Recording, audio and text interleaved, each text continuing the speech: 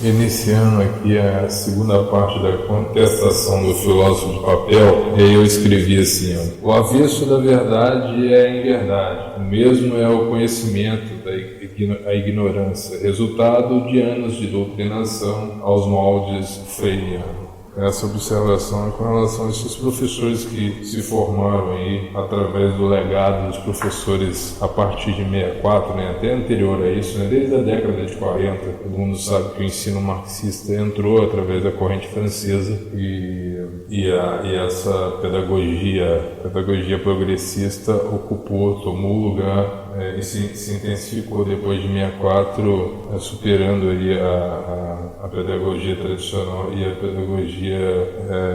pedagogia tecnicista, O dito filósofo de papel em questão tomou para si a lógica do relativismo desconstrucionista de Jacques Derrida, onde interpretações ditas caducas deram lugar à destruição dos valores e verdades, colocando no lugar o vazio, o nada, o pluralismo, o etéreo, do corriqueiro, do transitório. Isso coaduna muito com as intenções de nivelamento para que a ideologia parta do zero, dos escombros da destruição. Essa ideologia marxista, para se consolidar, ela precisa partir de um ponto vantajoso. Ela não pode tentar, subverter aquilo que já existe, tomando o ponto de partida da estrutura que já está posta. Ela precisa derrubar antes a estrutura, para assim ela ter chance de começar, de zerar tudo. Como é que ela faz para zerar tudo, para desconstruir de fato? É pregando esse revisionismo que a esquerda usa para atacar a direita, e o relativismo,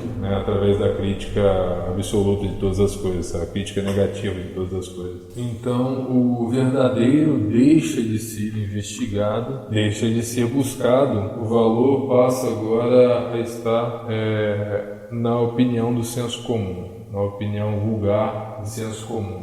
O resultado disso é o próprio conceito de fake news, armamento hipócrita, abstruso, sem método nem ordem, o puro protagonismo do caos. Foi pensando nisso que o filósofo de papel começou a parte 2 citando Stoyan Stevtezic, romancista sérvio que viveu a Sérvia socialista. Parece que a Iugoslávia foi o nome novo da união de algumas repúblicas daquela região, um tipo de politeia socialista, que caiu de podre com a morte de Tito e a queda do Muro de Berlim. A pós-verdade nada mais é do que o resultado do desconstrucionismo. A pós-verdade é fruto da liberalidade negativa, discussão que busca a fabulação dos fatos, tratante-se derivada da mentalidade embusteira, principal predicado do pensador de papel. Petkovic desmascarou muito bem o referido roteirista quando afirmou que o socialismo, na prática, não funciona. Eles, os esquerdistas, criaram a ideia desconstrucionista de que a ditadura do Brasil foi um abuso gratuito contra a liberdade, negando que eles mesmos, socialistas, propunham a ditadura do proletariado. Seguindo em frente, o filósofo infradotado abraça mais uma narrativa chavosa que ataca youtubers de direita, uma outra generalização característica das narrativas de esquerda. O fascista continua insinuando que um movimento voluntário se originou de algo uniforme, como se a anti-ideologia significasse um corporativismo rasteiro, imitação dos grupos comunistas, que não passe de outra caraminhola. Antônio Gramsci, na Itália, predecessor de Paulo Freire no Brasil, é posto em jogo e negado como pilar da reforma revolucionária. Quanto a isso, peço aos leitores e ouvintes que busquem a fonte, coisa que o referido filósofo de papel não se deu o trabalho de verificar. O sistemático ditado que diz: não li, não sei, ou uso de uma fé de filósofos, isso não existe. Em momento algum esse tipo de revolução fora considerada secreta. O fato de não ter sido observada, nem ter sido lida, não significa que não exista e nem tenha existido. Basta que o leitor atento leia, duvidando da dúvida. Oculta o personalismo, agora deixa os bastidores dos jornalistas de pau de galinheiro, dos blogueiros de zona, dos filósofos de boteco, e surge novamente o retorno à agressão, à antipatia pela prisão de ventre verborrágica que escorre pelas pernas do filósofo no papel. A antipatia pela visão do que é ordeiro e viril, ódio do que é aguerrido e animoso. O bom, segundo o pensador, é ter apreço ao desordeiro, ao que é fraco e embele. A pergunta necessária é a seguinte: quem plantou o ódio? Quem são os insurgentes? Quem foram os terroristas? Quem são os bandoleiros que destruíram a moral, a religião, a arte e a cultura? Os elevadores do partidarismo, do relativismo e parcialismo no texto se colocam como variapoutos da verdade. Uma história convincente e cativa, porém de forma parcial, ao gosto dos canhetas da canhota. O filósofo, entre aspas, acusa a direita de revisionista, ciente do próprio engodo da arapuca que esconde as origens do revisionismo requentado pelo próprio acusador. Bastaria dar um Google para encontrar a escola dos análises, fundada por Marc Bloch e Lucian Febvre. A ideia, a pauta, o lobby factoide e toda a acusação que os progressistas têm feito contra os conservadores e liberais faz parte do negacionismo que pretendem esconder. Negacionismo da fé fundamentalista, da família tradicional, da arte complexa, da arte laboriosa, da arte superável, da arte melindrosa, da arte rigorosa. Esses que negaram a fé tradicional são os mesmos que, ao longo dos anos, se infiltraram nas igrejas protestantes e católicas, negando de forma negacionista as orientações da Igreja Católica, suas dilucidações contra o comunismo, contra o progressismo, contra os modernizadores, contra as reformas modernistas. Por isso, tantas novas divisões teológicas banais, por conta de novas teologias como a da libertação, da missão integral, da esperança e outras. E esses que se dizem perseguidos pela Igreja Católica hoje se encontram infiltrados como parasitas, como vermes sevandijas, como sabujos sacripantas. O regime que o dito filósofo chama de ditador e conspiracionista é o reflexo do regime que o próprio autor serve. Pois acuse-os daquilo que você defende e chame-os do que você é a política da corrida, do que chegar primeiro. O comunista só disse que os nazistas eram de direita para poder, sem ser acusados de nazista, fazer igualzinho tudo que eles fizeram. Palavras de Olavo de Carvalho. Outra frase semelhante veio através de Winston Churchill, que disse, abre aspas, os fascistas do futuro se chamarão a si mesmos diante de fascistas. Abraham Lincoln também colabora, dizendo, você pode enganar uma pessoa por muito tempo, algumas por algum tempo, mas não consegue enganar todas por todo o tempo. Só o tempo e a investigação verdadeira poderá revelar quem está mentindo.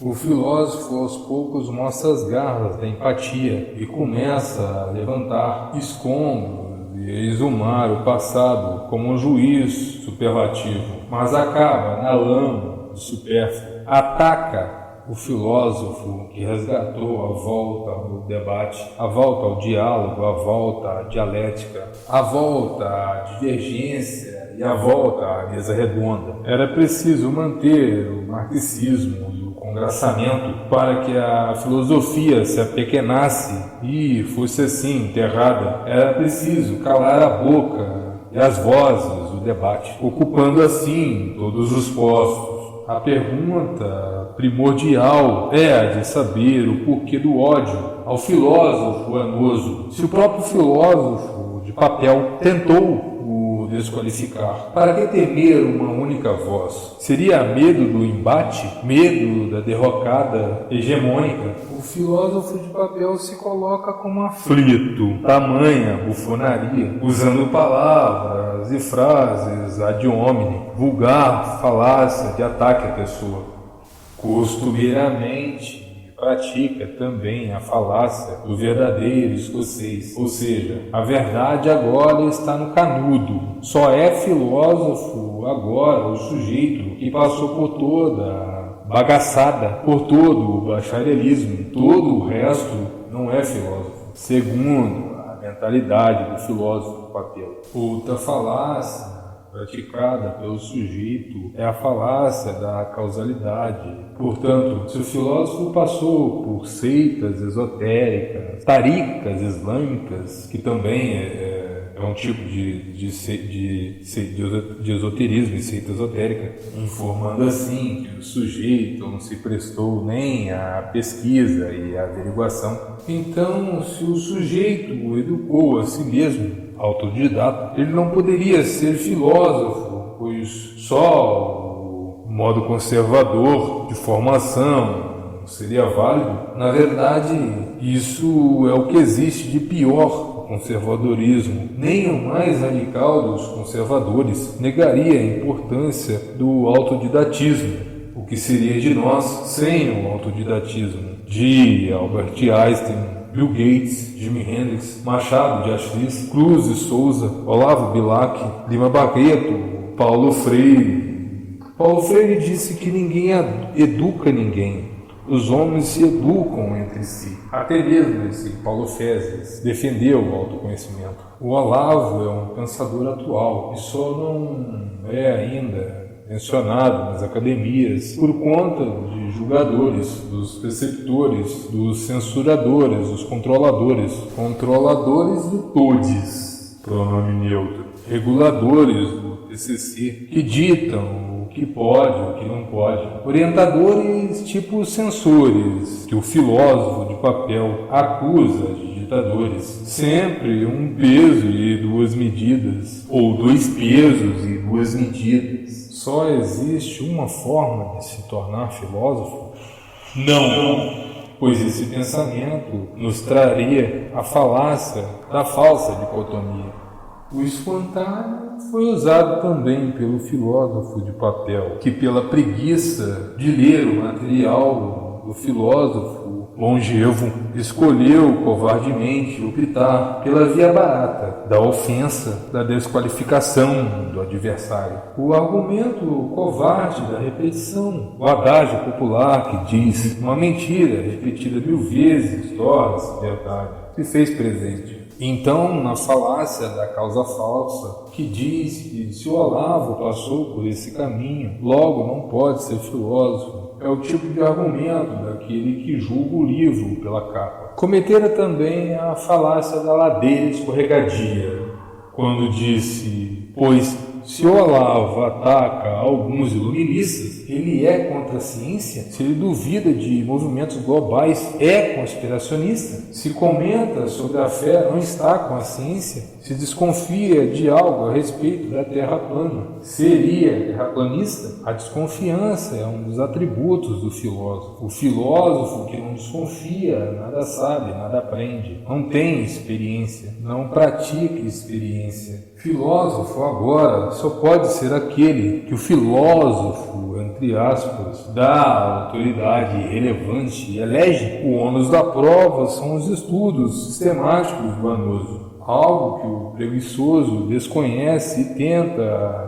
desesperadamente desacreditar pelo fato da sua incapacidade de provar. Teceu covardemente apelo à autoridade pelo simples fato de ser formado. Ele usa esse suposto consolo no objetivo de intimidar o autodidata. Gostaria de ver a longo prazo quem escreveu mais, quem impactou mais, quem deu mais frutos. Falácia da composição e divisão. Outro argumento canalha é esse. Se o velho praticou bem ou mal as funções, ele deve permanecer visto apenas pelas práticas antigas, sem poder nunca ser filósofo, tendo então que se submeter, se humilhar e se formar, pagando pedágio a cúpula esquerdista. Isso é ser filósofo? Nenhum escocês de verdade, nenhum filósofo de verdade negaria tanto o papel do diploma quanto a esquerda. Para os dementes, só o canudo salva, e pecam por desconhecerem a verdadeira história do diploma universitário. A primeira universidade nasceu em Bolonha, na Itália, criada em 1150. Daí saíram os primeiros diplomas de essências universais. Logo, segundo os esquerdistas, todo conhecimento anterior a esse deveria cair em descrédito. É isso mesmo? Será que não existiu cristianismo verdadeiro antes de 380 depois de Cristo? Esses foram os pequenos exemplos de falácias cometidas pelo filósofo de papel. O filósofo então termina essa parte com pedidos de socorro à congregação de espúrios, retornando ao medo da tirania que adora. A capacidade filosófica se dá de 4 formas complementares que unidas determinam a validade ou invalidade de um filósofo. Essa é uma teoria que eu tenho carregado comigo. Não sei se algum filósofo já escreveu sobre isso, mas eu fiz questão de colocar também porque o momento é oportuno. Então, número 1. Todo filósofo carece de leitura. Está subordinado ao estudo dos clássicos da filosofia, para que possa, dessa forma, compor o fundo da tela filosófica. Preparo que ajuda a construir possíveis e aprofundadas análises. Não é possível verificar e analisar sem ter aí por pano de fundo outros pensadores, né? Então é preciso preencher esse espaço aí com muito estudo e leitura. Essa é a primeira parte. A segunda parte é: todo filósofo é um refutador. É aquele que investiga as verdades e inverdades da filosofia, cabendo essa fase a redução da peneira, uma investigação que caminha em busca da verdade ou da aproximação desta. A terceira parte é: todo filósofo formula suas próprias ideias. Nesse nível, o filósofo busca se aproximar da independência, aproximar da autonomia, da sua maneira de conceber e demonstrar a verdade. O quarto e último ponto começa assim: todo filósofo verdadeiro dá frutos, pois aquele que não é reconhecido não é lembrado. O amor do aluno pelas teorias do mestre é o seu próprio reconhecimento. Se o mestre não é seguido, sua obra nada vale, estando fadada ao ostracismo. Essa é a minha visão sobre o código do filósofo. As 4 características que compõem uma personalidade filosófica é diferente do que acredita o filósofo de papel. O engenheiro. O engenheiro se torna engenheiro não pelo canudo oficial que recebe no término da faculdade, mas na construção de suas obras. Ser ou não ser profissional é composto de momentos oficiais e inoficiais, ou seja, aqueles que estudam para construir suas próprias obras, ascendendo do meio superficial. O ofício de dar aulas de um filósofo é constante, fazendo parte da primeira camada, fase mais simples do engajamento, conhecimento e autoconhecimento. Fase derivada das práticas de leitura, tendo por legado um fruto insuficiente de pequeno esforço. A parte etérea do engenheiro são as instruções que ele aplica no dia a dia, camada simplória do seu trabalho. Suas correções são semelhantes à aula, sendo baixo valor, sendo assim nada acabado ou concreto. O fim da obra, da construção, seja qual for, é sua consolidação, sua proximidade com o que é ser engenheiro. Assim é o filósofo, que começa com leituras, passa por preceptor e termina como construtor. O legado do engenheiro é a obra concreta de concreto. Já o legado do filósofo é a obra concreta, sua escrita, seus livros, seus cursos e por aí vai.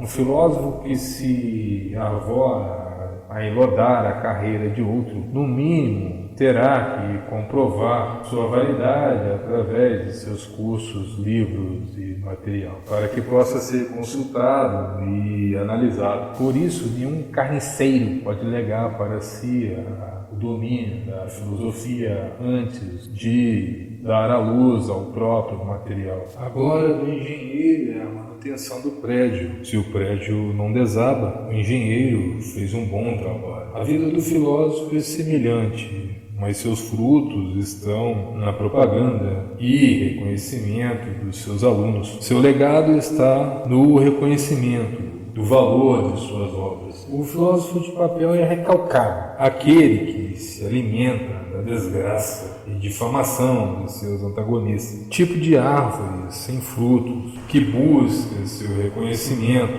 através do oportunismo como ervas daninhas. A respeito dos comunistas, termino com a frase então: antes eu do que o meu inimigo.